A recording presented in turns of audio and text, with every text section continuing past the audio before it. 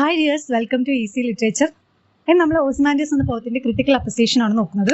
മുന്നേ so much happiness എന്ന പോയത്തിൻ്റെ appreciation എഴുതിയപ്പം നമ്മൾ പറഞ്ഞിട്ടുണ്ടായിരുന്നു, ഒരു അപ്രിസിയേഷൻ എഴുതുമ്പോൾ പോയത്തിന് ആദ്യം ഒരു ഇൻട്രഡക്ഷൻ കൊടുക്കണം, പോയത്തിൻ്റെ പേരും ആരാണ് എഴുതിയതെന്നൊക്കെ, എന്നിട്ട് അതിലെ തീം എന്താണെന്ന് നമ്മൾ പറയണം. അതുപോലെ irony, symbolism, imagery, poetic devices ഏതൊക്കെയാണ് യൂസ് ചെയ്തിട്ടുള്ളത്, അങ്ങനെ കുറച്ച് കാര്യങ്ങളൊക്കെ പറഞ്ഞിട്ട് ലാസ്റ്റ് ഒരു കൺക്ലൂഷൻ.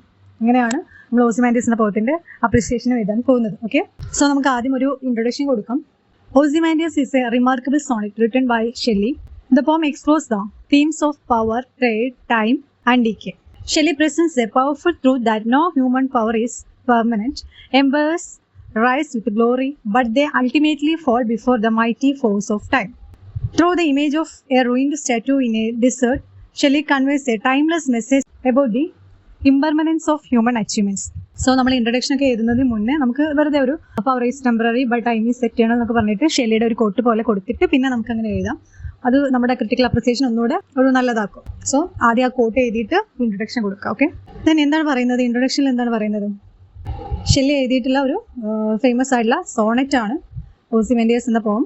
അതിൽ പ്രൈഡ്, അതുപോലെ പവർ, ടൈം, ഡീക്കെ, ഇതിനൊക്കെ കുറിച്ചാണ് ഈ ഒരു പോയത്തിൽ പറയുന്നത്. ഇതാണ് ഇതിന്റെ മെയിൻ ആയിട്ടുള്ള തീം എന്ന് പറയുന്നത്.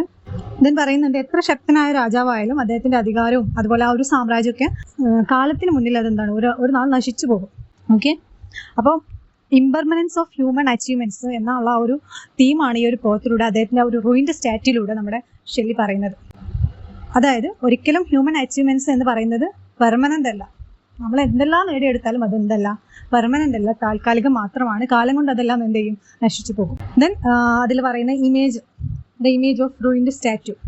The poem describes the broken statue of Ozymandias, a once mighty king, in the middle of a vast desert. A traveler narrates that he saw two vast and trunkless legs of stone and a shattered visage lying half sunk in the sand, and the sculptor has well captured the king's proud and cruel expression.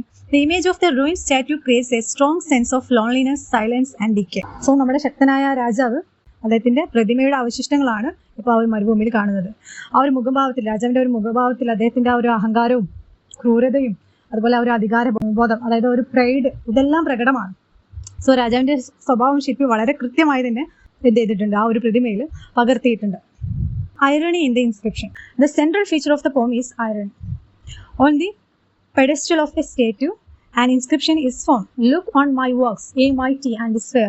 The king wanted other mighty rulers to look at his works and despair, but there are no works left to see. Nothing remains of his grand empire except the broken statue and the endless desert. This contrast between the king's boastful words and the bitter reality creates a powerful dramatic irony.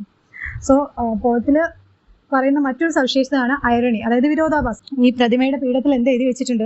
Look on my works, A mighty and despair. അതായത് തന്റെ മഹത്തായ ഒരു നേട്ടങ്ങളൊക്കെ കണ്ട് മറ്റു ഭരണാധികാരികൾ എന്ത് ചെയ്യണം, നിരാശപ്പെടട്ടെ എന്നാണ് രാജാവ് പറയുന്നത്. എന്നാൽ അദ്ദേഹത്തിന്റെ ആ ഒരു മഹത്തായ സാമ്രാജ്യം ഇപ്പം എന്തില്ല, അവശേഷിക്കുന്നില്ല. അതിന്റെ യാതൊരു അടയാളവും അവശേഷിക്കുന്നില്ല. തകർന്ന ആ ഒരു പ്രതിമയും വിശാലമായ ഒരു മരുഭൂമി മാത്രമാണ് എന്ത് ചെയ്യുന്നത്, അവിടെ കാണുന്നത്. ഇവിടെ രാജാവിന്റെ ഒരു പ്രൈഡ്, അദ്ദേഹത്തിന്റെ വാക്കുകളുള്ള ഒരു പ്രൈഡും യാഥാർത്ഥ്യവും തമ്മിലുള്ള ഒരു വൈരുദ്ധ്യമാണ് പോയിറ്റ് ഐറണിയായി യൂസ് ചെയ്യുന്നത്. ദെൻ പോയിട്ട് ഒരുപാട് ഇമേജറി കൊണ്ടുവന്നിട്ടുണ്ട്. Imagery and symbolism. Shelley uses vivid imagery of symbolism through the poem. The broken statue symbolizes the fall of human power and pride. The vast desert represents the passage of time and the destruction of human achievements. Phrases like lone and level sands and boundless and bare emphasize the emptiness and the power of nature over man. Shelley also uses many poetic devices such as imagery, symbolism, alliteration, like boundless and bare, enjambment and the sonnet form to make the poem meaningful and memorable. പോയിട്ട് ഇതിൽ imagery അതുപോലെ symbolism ഇതെല്ലാം വളരെയധികം മനോഹരമായിട്ട് തന്നെ എന്ത് ചെയ്യുന്നുണ്ട്, ഉപയോഗിക്കുന്നുണ്ട്. ആ ഒരു മരുഭൂമിയും അതുപോലെ fall of human power and pride, ആ ഒരു ബ്രോക്കൺ സ്റ്റാറ്റ്യൂ എന്നെ സിംബലൈസ് ചെയ്യുന്നത് fall of human power and pride ആണ്. മനുഷ്യന്റെ ആ ഒരു അധികാരവും പവറും ഒക്കെ എന്ത് ചെയ്യാണ്, അഹങ്കാരമൊക്കെ എന്ത് ചെയ്യാണ്, ബ്രോക്കൺ ആയിപ്പോയി. അതുമായിട്ടാണ് ഇവിടെ പോയിട്ട് സിംബലൈസ് ചെയ്യുന്നത്. ദെൻ ബൗണ്ട്ലെസ് ബെയർ, ആ ഒരു പേഴ്സോണിഫിക്കേഷൻ ഒക്കെ യൂസ് ചെയ്യുന്നുണ്ട്. ഒരുപാട് പോയറ്റിക് ഡിവൈസസ് യൂസ് ചെയ്യുന്നുണ്ട്. Irony, imagery, symbolism, alliteration, enjoyment. വളരെ ശക്തമായ ഒരു ഭാഷയിലൂടെയാണ് ഈ ഒരു കവിത എഴുതിയിട്ടുള്ളത്. സോണറ്റ് ഫോം ഉപയോഗിച്ച് മനുഷ്യന്റെ അധികാരത്തെയും ഉയർച്ചയെയും തകർച്ചയെയും ഒക്കെ എന്ത് ചെയ്യാണ്, നല്ല രീതിയിൽ ഷെല്ലി അവതരിപ്പിച്ചിട്ടുണ്ട്. The poem is rich in the poetic devices. ഒരുപാട് പോയറ്റിക് ഡിവൈസസ് പോയിട്ട് യൂസ് ചെയ്തിട്ടുണ്ട്. The poem is rich in poetic devices which strengthen is meaning and impact. Irony is the heart of the poem. There is a sharp contrast between the king's boastful inscription and the ruined reality. Imagery is utilized like two vast and trunkless legs of stone and shattered visage to create a powerful picture of destruction and desolation. Alliteration appears in the lone and level sense and boundless bond, adding rhythm and emphasis to the sense of emptiness. The 14-line sonnet form, അതൊരു Petrarchan sonnet ആണ്. 2 type sonnet ആണുള്ളത്. ഒന്ന് Shakespearean സോണറ്റും മറ്റൊന്ന് Petrarchan സോണറ്റും. So ഇവിടെ Petrarchan sonnet ആണ് use ചെയ്തിട്ടുള്ളത്. ഇത് shift volta after the octave helps to present a complete idea the rise and fall of power. അത്രയും ഡീറ്റെയിൽ ആയി എഴുതണമെന്നില്ല, എന്നാലും സോണറ്റിന്റെ ഫോം ആണെന്ന് ഓർത്ത് വെക്കാം.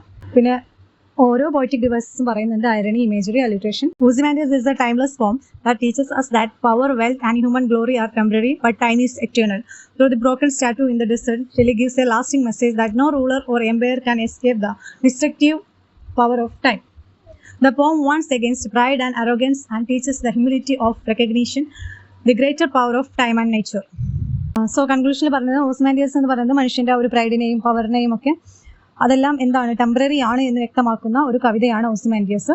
കാലത്തിന് മുന്നിൽ ഒരു രാജാവിനും സാമ്രാജ്യത്തിനും എന്ത് നിൽക്കാൻ പറ്റില്ല, പെർമനന്റ് ആയി നിലനിൽക്കാനാവില്ല. തകർന്ന ആ ഒരു പ്രതിമയിലൂടെ ഷെല്ലി നൽകുന്ന പ്രധാന സന്ദേശം അതാണ്. എന്ത് മനുഷ്യൻ നേടിയെടുത്ത എല്ലാ കാര്യങ്ങളും എന്താണ് ടെമ്പററി ആണ്, ഒന്നും പെർമനന്റ് അല്ല. എല്ലാം എന്താണ് കാലം കൊണ്ട് അതെല്ലാം നശിച്ചു പോകും എന്നാണ് പറയുന്നത്. മനുഷ്യന്റെ അധികാരം എന്താണ് താൽക്കാലികമാണ്. ഓക്കെ, സോ ഇത്രയാണ്. ഇനി നമുക്ക് ഇതെല്ലാം ചേർത്തിട്ട് ഒരു എസ്സേ ആയിട്ട് എഴുതാം. നമ്മൾ നേരത്തെ പറഞ്ഞ പോലെ ആദ്യം തന്നെ നമുക്കൊരു കോട്ട് എഴുതി വെക്കാം. Power is temporary but time is eternal. എന്നിട്ട് ഷെല്ലി എന്ന് എഴുതാം. എന്നിട്ട് നമുക്ക് എന്ത് ചെയ്യാം, നമ്മുടെ എസ്സേ തുടങ്ങാം. Ozymandias is a remarkable sonnet written by Percy Bysshe Shelley. The poem explores the themes of power, pride, and the decay. Shelley presents a powerful truth that no human power is permanent. Empires rise with glory, but they ultimately fall before the mighty force of time. The poem describes the broken statue of Ozymandias, a once mighty king in the middle of a vast desert. A traveler narrates that he saw two vast and trunkless legs of stone and a shattered visage lying half sunk in the sand. The sculpture has well captured the king's proud and cruel expression. The image of the ruined statue creates strong sense of loneliness, silence and decay. The central feature of the poem is irony. On the pedestal of the statue, an inscription is found. Look on my works, a mighty and despair. The king wanted other mighty rulers to look at his works and despair. But there are no works left to see. Nothing remains of his grand empire except the broken statue and the endless desert. This contrast between his boastful words and the bitter reality creates a powerful dramatic irony. Shelley uses vivid imagery and symbolism. Throughout the poem, the broken statue symbolizes the fall of human power and pride. The vast desert represents the passage of time and the destruction of human achievements. Phrases like lone and level sands, boundless and bare, emphasize the emptiness and the power of nature over man. The poem is rich in poetic devices such as irony, imagery, symbolism, alliteration, boundless, verb sound ആണ് ഇവിടെ repeat ചെയ്ത് വരുന്നത്.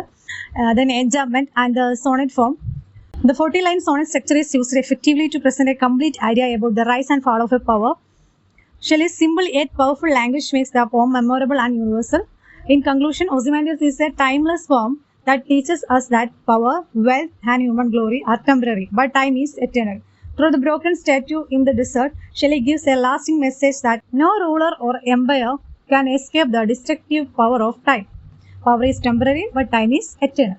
ഇത്രയുമാണ് Ozymandias എന്ന പോയത്തിന്റെ critical appreciation. Thank you for watching. If it useful, please like, share and subscribe.